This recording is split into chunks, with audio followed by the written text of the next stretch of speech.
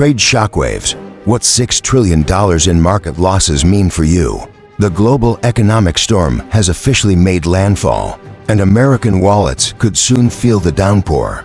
In just 2 trading days, escalating tensions in the US-China trade war wiped out over $6 trillion in global market value.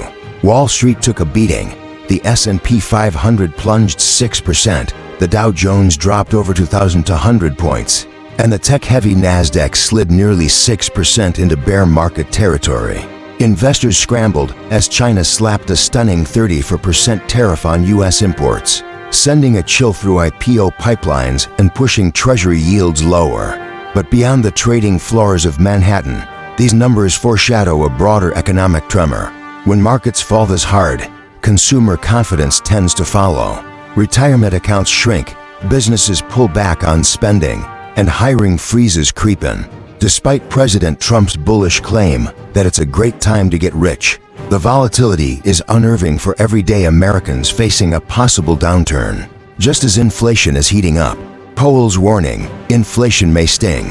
While growth slows, Fed Chair Jerome Powell has added a sobering voice to the chaos. In a rare warning, he acknowledged that the unexpected scale of the new tariffs could mean higher prices and weaker economic growth than previously anticipated. While the Fed is holding off on interest rate decisions for now, Powell's concern is clear. Once inflation expectations take root, it's hard to put the genie back in the bottle. The fallout is already reaching store shelves. Consumers are rushing to stock up on everything from TVs and soy sauce to Lululemon yoga pants, fearing price spikes.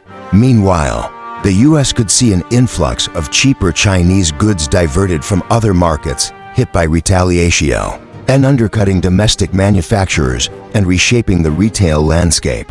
Public sentiment shifts, tariff fatigue sets in. Even before the latest market meltdown, Americans were growing wary of the administration's aggressive trade strategy. A majority of voters, 54%, opposed the president's tariffs, while 3 in 4 believed they would drive up prices on everyday goods. That sentiment is now hardening into political pressure. Polls show increasing demand for checks on presidential power, particularly when it comes to unilateral decisions affecting the economy. Over 60% of Americans say the president shouldn't be able to shut down federal agencies without congressional approval, and nearly as many believe he should comply with court rulings that limit executive actions. If you want those updates, please give a thumb up and follow my channel.